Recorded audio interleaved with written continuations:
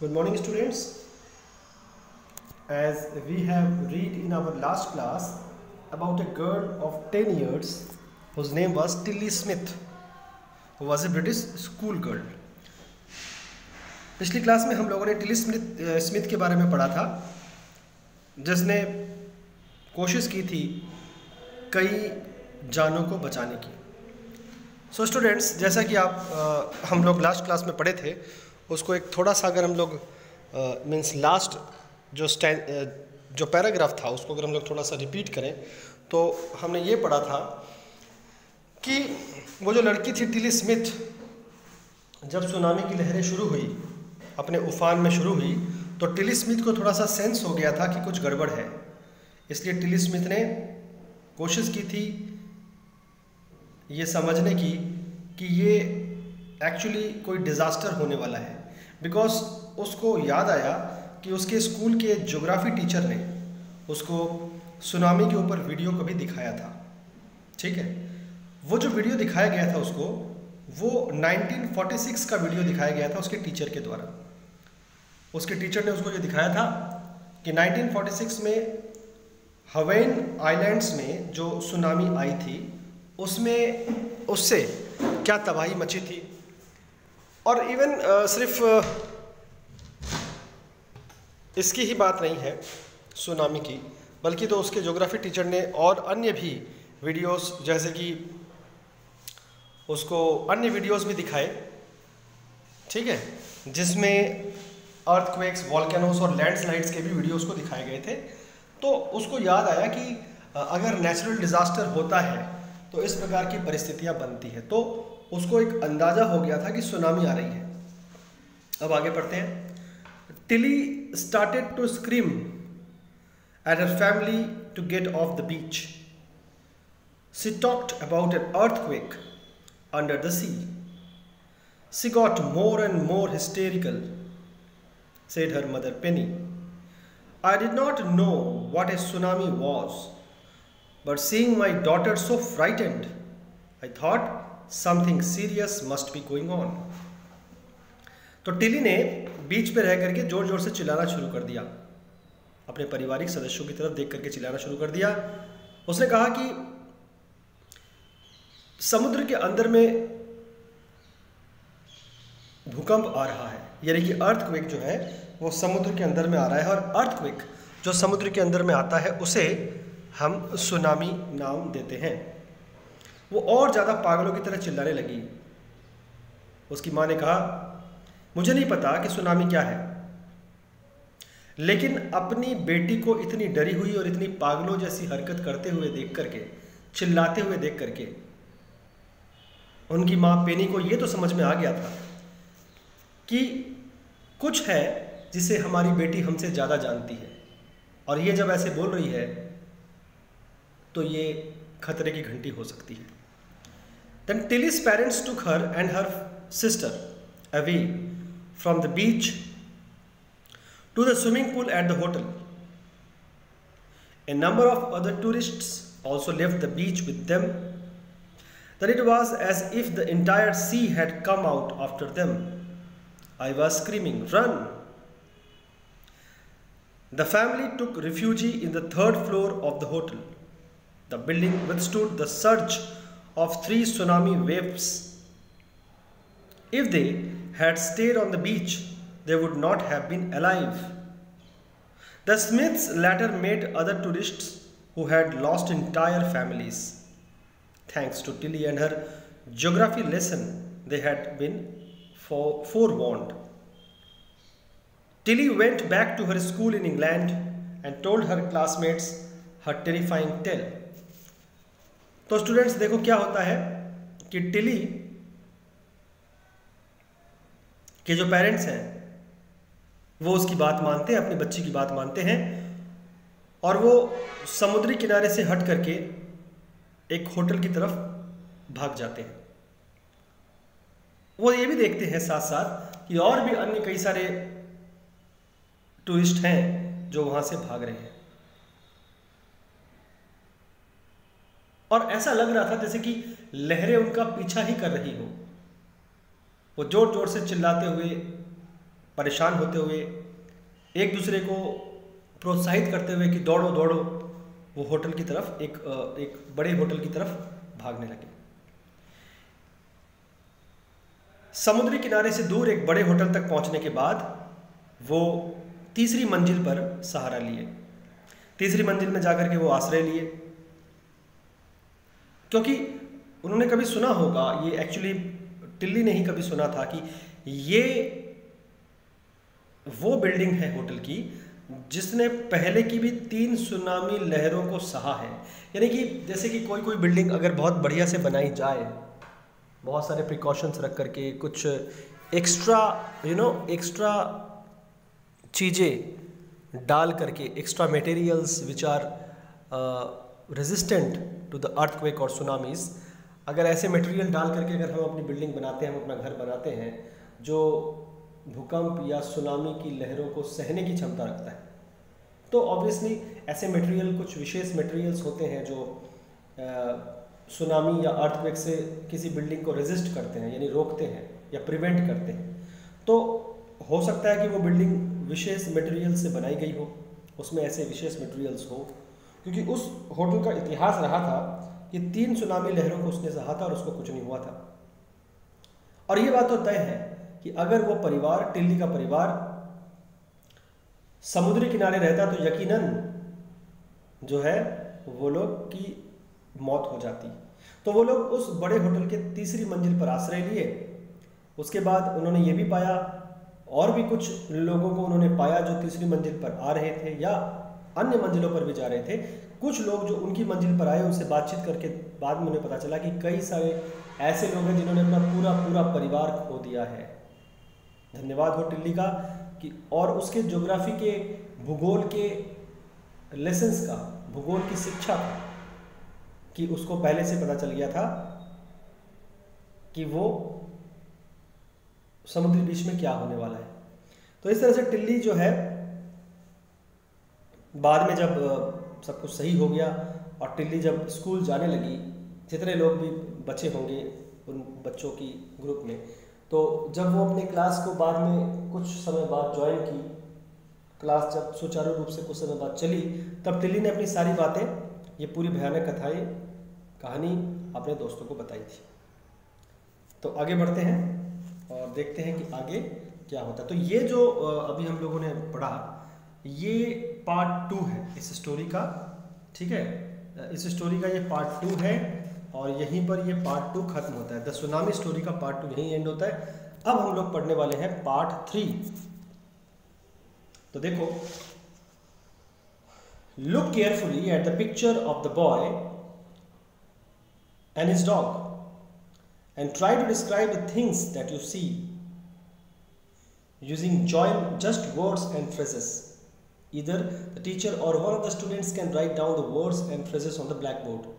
This is how you can start calm, blue sea, ruined huts. तो students, ये आपको एक काम दिया गया है। आपको क्या करना है कि ये जो पिक्चर दिया हुआ है, एक लड़का है, वो एक शांत समुद्री किनारे में बैठा है, ठीक है, और आसपास में कुछ झोपड़ियाँ दिखाई दे रही है जो कि टूट गई है, या आसपास में एक आध झोपड़ी दिखाई दे रही जो टूटी हुई है। और बच्चों को ओरली और रिटन वे में क्लासरूम में ये ट्राई करना था कि वो कुछ लिख के या बोल के बताएं कि ये पिक्चर क्या कह रही है। मीन्स इस पिक्चर के बारे में फ्यू लाइंस बोले। तो स्टूडेंट्स, इस पिक्चर को देख करके जो आप राइट साइड बॉटम में देख पा रहे हो, एक छोटी सी पिक्चर, इस पिक्चर में कहीं ना कहीं ये तो समझ में आ रहा है कि शायद सुनामी आई थी और सब कुछ बहा ले गई। कुछ लोग जो बच गए, उसमें ये एक बच्चा भी है जो अपने पालतू कुत्ते के साथ बच गया है, और ये जो विध्वंस हुआ है, जो विनाश हुआ है, जो डिस्ट्रक्शन हुआ है, उसको अपनी आंखों से देख रहे हैं। तो इसी के बारे में हमें कुछ लाइंस लिखनी है या बोलनी है, ये तो हम लोग क्लासरूम में करेंगे। अब आगे इस पार्ट 3 को पढ़ना शुरू करते हैं। Before the giant waves slammed into the coast in India and Sri Lanka, wild and domestic animals seemed to know what was about to happen. They fled to safety. According to eyewitness accounts, elephants screamed and ran for higher grounds. Dogs refused to go outdoors. Flamingos abandoned their low-lying breeding areas. And zoo animals rushed into their shelters and could not be enticed to come back out.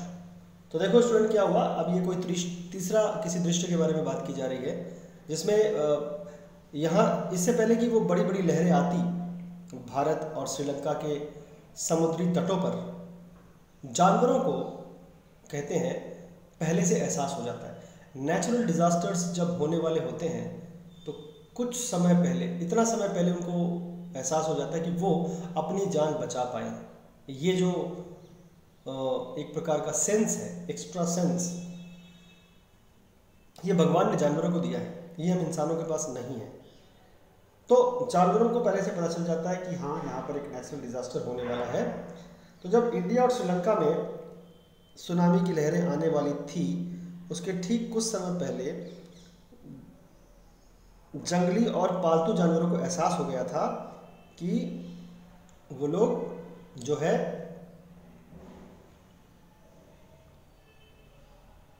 को पता चल गया था कि कुछ गड़बड़ होने वाली है। तो जिन लोगों ने भी आसपास में देखा उन्होंने ये पाया, suppose half an hour, 1 hour, maximum 2 hours, लगभग इतना पहले उनको एहसास होता है, समय इतना होता है कि वो आराम से अपनी जान बचा सके। तो हुआ क्या, आई विटनेस अकाउंट्स के हिसाब से जिन्होंने देखा उनके हिसाब से हाथी चिंघाड़ने लगे थे जोर जोर से और ऊंची जगह पर भागने लगे थे। कुत्ते जो थे वो बाहर निकलने से मना कर रहे थे।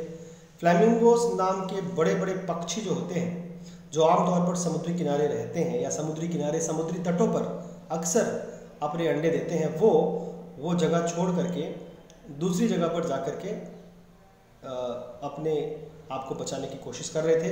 और कुछ जू एनिमल्स का मतलब हो गया कुछ जंगली जानवर जो कहीं जू में उस एरिया में, श्रीलंका और इंडिया में जो जू थे, उन जू की अथॉरिटीज़ ने भी देखा कि जू एनिमल्स जो हैं वो अपने अपने घरों की ओर, जो उनका आर्टिफिशियल घर बनाया हुआ है वहाँ पर वो भाग रहे हैं और उनको चाहे खाना दिखाया जाओ, चाहे खिलौने दिखाए जाओ, कुछ भी दिखाया जाओ, वो बाहर नहीं आना चाह रहे हैं। ठीक है, आगे देखते हैं। Many people believe that animals possess a sixth sense and know when the earth is going to shake. Some experts believe that animals' more acute hearing helps them to hear or feel the earth's vibration.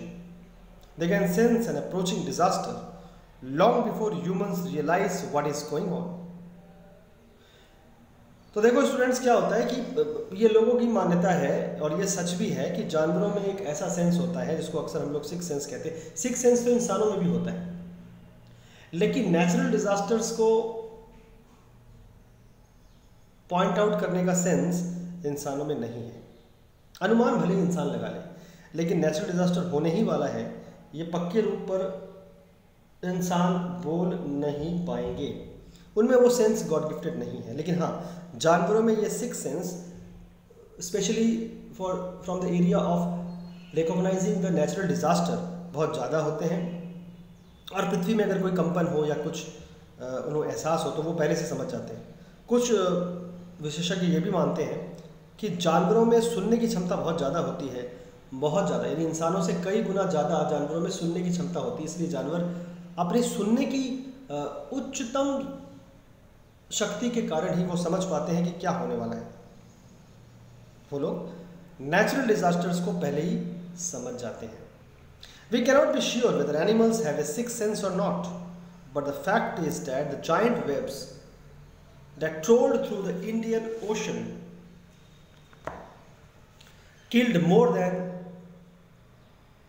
1.5 lakh people in a dozen countries, but not many animals have been reported dead. खैर, ये एक तर्क का विषय हो सकता है कि जानवरों को हम लोग यकीनी तौर पर कह सकते हैं कि नहीं कि जानवरों में सिक्स सेंस होता है।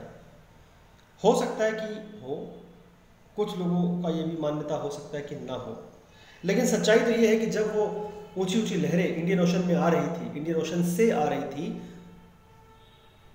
तो 1.5 लाख के आसपास लोगों को उस बड़े ऊंची लहरों ने मारा था।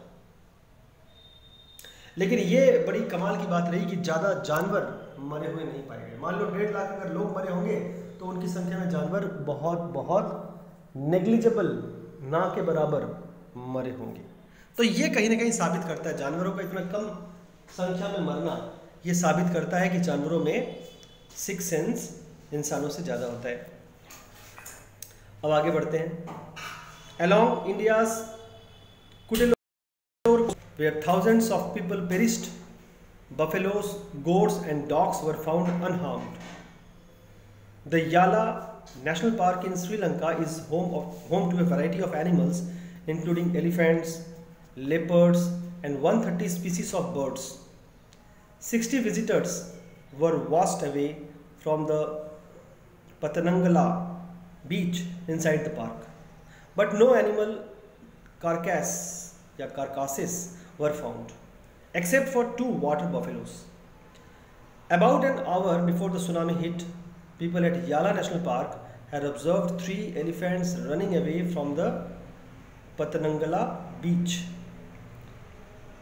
A Sri Lankan gentleman who lives on the coast near Galley said his 2 dogs would not go for their daily run on the beach. They are usually excited to go on this outing, he said. But on that day, they refused to go and most probably saved his life.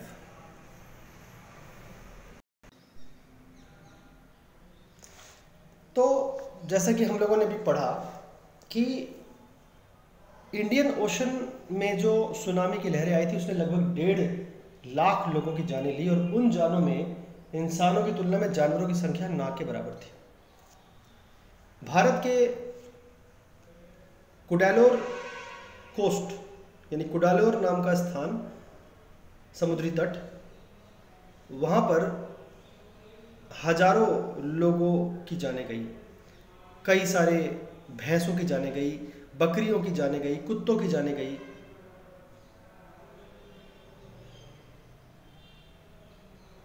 ये जो आप देख रहे हो, along India's Cuddalore coast, where thousands of people perished, buffaloes, goats and dogs were found unharmed. Rather, buffaloes, goats और dogs की जानें तुलनात्मक रूप से इंसानों की तुलनात्मक रूप से ना के बराबर गई। समझ गए बात? तो ना के बराबर गई, और इस तरह से बफेलोस, गोट्स और डॉग्स जो हैं कि जाने कम जाना, ये दर्शाता है कि उनमें जानवरों में सिक्स सेंस होता है। जानवरों में मतलब नॉट इवन डॉग्स, यहाँ पर गोट्स भी आ गई, बफेलोस भी आ गए, अदर वाइल्ड और डोमेस्टिक एनिमल्स भी आ गए, इनमें सिक्स सेंस होता है। ये साबित करता है।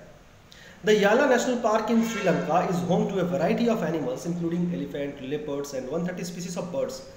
60 visitors were washed away from the Patanangala beach inside the park, but no animal carcasses were found except for 2 water buffaloes. देखो बड़ी आश्चर्य की बात है कि श्रीलंका का याला राष्ट्रीय उद्यान, श्रीलंका का याला राष्ट्रीय पार्क जो है, जहाँ पर कई सारे हाथी हैं, कई सारे चीता पाए जाते हैं, लगभग 130 प्रजातियों के पक्षी पाए जाते हैं, वहाँ पर 60 लोगों की मौतें या 60 लोगों की डेड बॉडीज तो पाई गई, लेकिन सिवाय 2 पानी में तैरते हुए भैंसों के और कोई भी जानवर की मौत नहीं पाई गई। About an hour before the tsunami hit, people at Yala National Park had observed 3 elephants running away from the Patanangala beach. और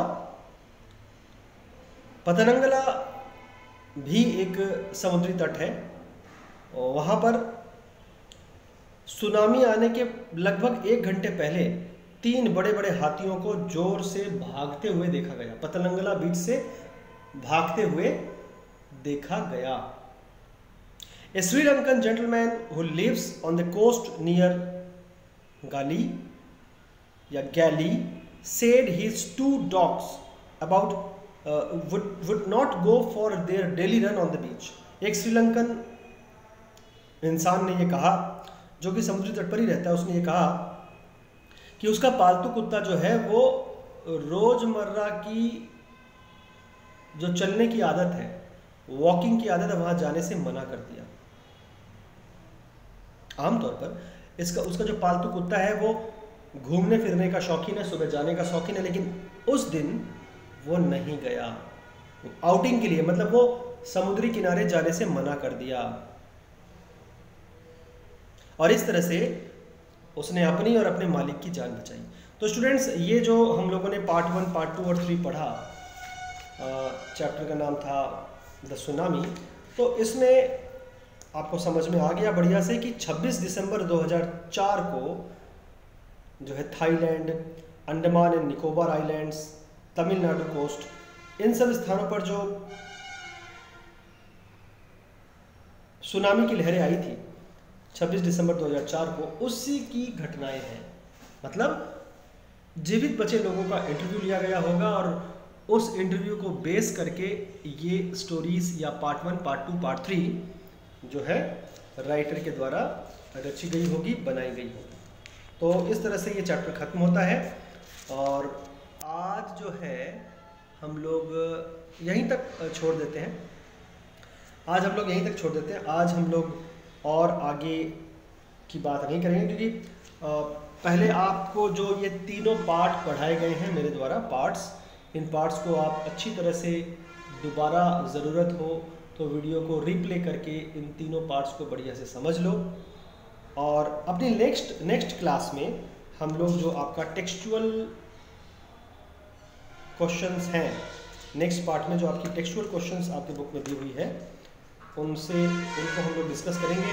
टेक्सचुअल क्वेश्चंस 1 से लेकर के 6 तक दिए हुए हैं आपके बुक में, तो मैं आपसे वो अपना वीडियो शेयर करूंगा और थोड़ा सा हम लोग डिस्कस भी करेंगे। Obviously we will discuss a little bit about the question answers, थोड़ा बहुत क्वेश्चन आंसर्स हम लोग डिस्कस भी करेंगे और 1 से 6 तक मैं आपको क्वेश्चन आंसर्स लिखा दूंगा।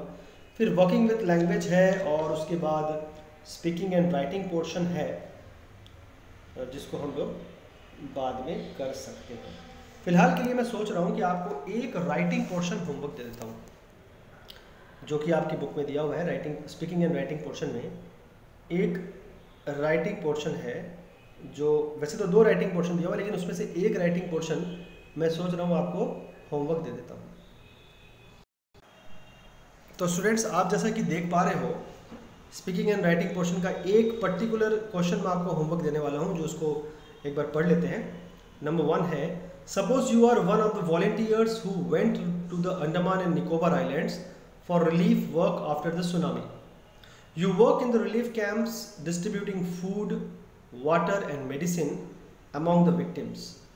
You listen to the various stories of bravery of ordinary people even as they fight against odds to bring about some semblance of normalcy in their lives. You admire their grit and determination. Write a diary entry. You may start in this way. तो students, diary entry में जो होता है वो ये है कि पहले डेट दी जाती है और उसके बाद पूरी डायरी लिखी जाती है। सिंपल पैराग्राफ लिखा जाता है और पैराग्राफ लिखने के बाद लास्ट में बॉटम लेफ्ट साइड में आपको अपना नाम आप लिख सकते हो। ठीक है, आप अगर चाहो तो सिर्फ अपना नाम, ठीक है, सरनेम लिखने की ज़रूरत नहीं होती। जैसे कि क्वेश्चन आप देख पा रहे हो कि मान लो कि आप ऐसे वॉलंटियर हो, वॉलंटियर मतलब बिना पैसों के काम करने वाला व्यक्ति। आप एक ऐसे वॉलंटियर हो जो अंडमान एंड निकोबार आइलैंड्स में सुनामी में तहस नहस हुए परिवारों की देखभाल करने या उनको रिलीफ पहुंचाने, उन्हें राहत पहुंचाने के लिए गए हो।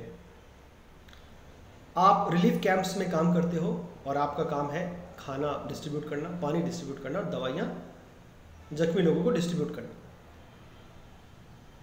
आपने वहाँ के लोगों के बारे में कई जगह सुना है कि कई लोगों ने अदम्य साहस दिखाया है इतनी हानियाँ होने के बावजूद भी वो अपने जीवन में नॉर्मल जीवन को पाने के लिए बहुत सारा कष्ट सहे हैं और बहुत सारा साहस उन्होंने दिखाया है। आप ऐसे लोगों के साहस को सलाम करते हो, ऐसे लोगों की अदम्य इच्छा शक्ति को सलाम करते हो, जिन्होंने प्रकृति के इतने आघातों को सहने के बाद भी एक साधारण जीवन यापन करने की सलाह दी या साधारण जीवन यापन करने का साहस दिखाया। तो उसके बारे में आपको डायरी लिखना है। इस तरह से शुरू करोगे 31 दिसंबर 2004, क्योंकि देखो डेट यही देना आपको आमतौर पर, क्योंकि 26 दिसंबर को हुआ था, 2-5 दिन बाद, जिस दिन ये घटना हुई उसके 2-5 दिन बाद की आप डेट दोगे। 31 December 2004, the killer tsunami struck these islands 5 days ago, but the victims are being brought in even now. Everyone has a story to tell. हर एक व्यक्ति के पास कोई ना कोई कहानी है कहने के लिए। जो बचे हुए हैं उनमें से 2-4 व्यक्ति की आप कहानी अपने शब्दों में कहोगे, डायरेक्ट स्पीच यूज़ नहीं करोगे, इनडायरेक्ट स्पीच यूज़ करोगे, और 2-3 लोगों की कहानी शॉर्ट में कह करके आपको डायरी एंट्री को ख़त्म करना है, और नीचे बॉटम में लेफ्ट साइड में सिर्फ अपना नाम लिख देना है। ठीक है, तो this is your homework students. Number 1 writing portion, diary entry आपका होमवर्क है आज का। आज की डेट देख करके आप होमवर्क कर लेना, और फिर बाद में एनी वेडनेसडे और सैटरडे को आप नोटबुक स्कूल में सबमिट कर सकते हैं। ठीक है, तो that's all for today. Stay at home, stay safe. Thank you very much.